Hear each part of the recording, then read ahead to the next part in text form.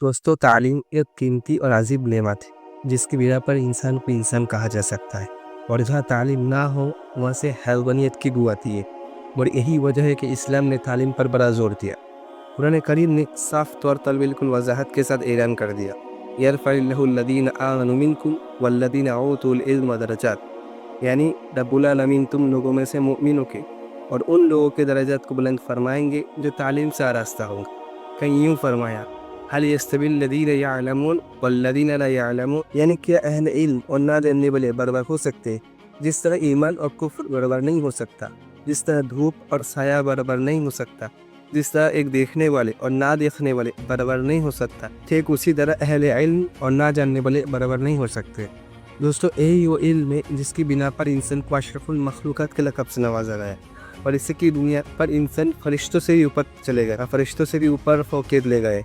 तो फिर क्या वजह है कि आज उम्मत मुस्लिमा के अक्सर अफराद इल्म को अहमियत नहीं देते? दोस्तों, इल्म और तालीम से आप कतई ये ना समझे कि कुरान हदीस के इल्म की बात हो रही है या दुनिया की इल्म की बात हो रही है, जैसे फिजिक्स, केमिस्ट्री, बायोलॉजी वगैरह। यहाँ पर कायनात के हर वो इल्म मुरादे जो मारिफत इलाही तक पहुँचाने वाला हो, जो अल्लाह की रुबूबियत तक पहुँचाने वाला हो। दोस्तों, इल्म की, एजुकेशन की ये जो डाउनफॉल शुरू हुई है, ये पिछले चंद सदी से देखने को मिल रहा है, वरना पहले ऐसा नहीं था। इसलिए कि इस्लाम की सबसे पहली आवाज़ इक़रा से शुरू होती है, जिसमें अल्लाह ताला इंसान को पढ़ने की तरफ हिदायत दी, नॉलेज गेन करने की तरफ हिदायत दी। यानी हर वो इल्म जो अल्लाह को पहचानने में, अल्लाह के करीब करने में मदद करती है, या उन सब इल्म के मुतालिक कहा गया है। और इस चीज़ को हमारे असलाफ ने बखूबी समझा था। इसलिए उनमें से बहुत सारे ऐसे हैं जो बाइक वक्त साइंटिस्ट और बाइक वक्त मुफ्ती भी थे। और जहाँ एक तरह साइंस की उलूम को हासिल किया तो दूसरी तरह तफसीर की मुफस्सिर भी हुआ करता था। जैसे दोस्तों, मिसाल के तौर पर मॉडर्न मेडिसिन को अगर ले लिया जाए तो ये सबसे पहले इसको बनाने वाला कौन थे? इब्न सीना थे, जो कि गोल्डन एज से ताल्लुक़ रखने वाले थे। इसी तरह father of chemistry Jabir ibn Hayyan, father of optics Ibn Haytham, ये सब इस्लामिक स्कॉलर्स के साथ साथ अपने ज़माने के मशहूर डॉक्टर और साइंटिस्ट भी हुआ करता था। फिर इब्न इद्रिस को कैसे भूल सकते हैं? The most accurate early world map उन्होंने सबसे पहले दुनिया के सामने पेश की। और फादर ऑफ एनेस्थीसिया कौन है? इमाम राजी है। सबसे पहले एनेस्थीसिया को काम में लगाने वाले, इस्तेमाल करने वाले इमाम राजी थे।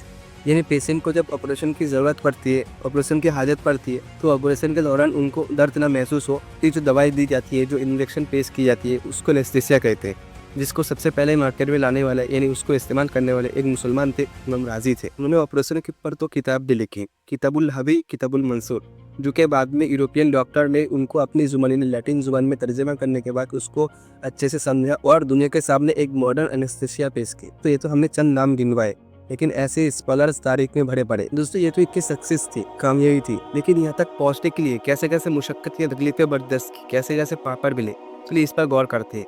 और दोस्तों, यही हम लोगों के सबसे बुनियादी पॉइंट है जिन पर हम लोगों को थोड़ा तवज्जो और गौर करना चाहिए। दोस्तों, कहीं अल्लामा इब्न जोज़ी रहमतुल्लाह अलैह के बारे में सुना है? उनका कहना है कि मेरी तबीयत किताबों के पढ़ने में सेट नहीं होती, यानी जितनी भी किताबें पढ़ी जाए दिल भरता ही नहीं। और जब कोई किताब पर नज़र पड़ जाती तो गोया मालूम होता कि हाथ में कोई खजाना लग गया। आगे फरमाते हैं कि अगर मैं कहूँ कि मैं अपने तालिब इल्मी में ही, यानी स्टूडेंट लाइफ में 20,000 किताब का मुताला कर चुका, तो कुछ गलत नहीं होगा। ये समझ रहे हैं दोस्तों? स्टूडेंट लाइफ में अगर 30,000 किताब पढ़े होंगे तो फिर बाद में कितनी किताबें पढ़े होंगे? इसी तरह अबू हफ़्फ़ा ने कहते हैं कि 3 आदमी ऐसा है जिससे ज़्यादा इल्म और किताब की आशिक, इल्म और किताब का शाइक मैं किसी को नहीं देखा। एक अल्लामा जाहिज़, एक फ़तेह इब्न खाकान और एक इस्माइल।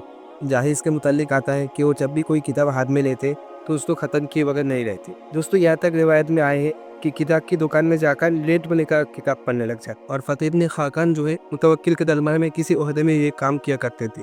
चुनांचे जब मुतवक्किल किसी काम के लिए जाते तो ये अपने आस्तीन से किताबें निकाल कर पढ़ने में मशगूल हो जाते हैं। फिर अल्लामा इब्न रुश्द रहमतुल्लाह अलैह को कैसे भूल सकते हैं?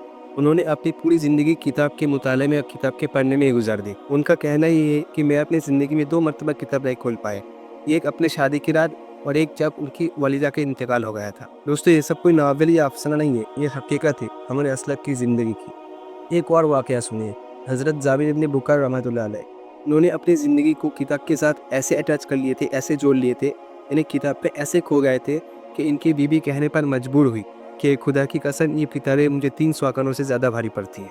लिहाजा इन सब हज़रत के हालत को देखकर हमें सोचना चाहिए कि ये लोग किस लेवल के आलिम थे और दुनिया को इल्म की बुनियाद पर कैसे बदल दिए। और आज हम लोग एजुकेशन को छोड़कर, किताब को छोड़कर सिर्फ रील्स और मोबाइल में लगे हुए हैं। आखिर में अल्लामा इकबाल का वो शेर याद आ रहा कि सबक फिर पर सदाकत का, अदालत का, शुजाअत का, लिया जाएगा तुझसे काम दुनिया की इमामत का।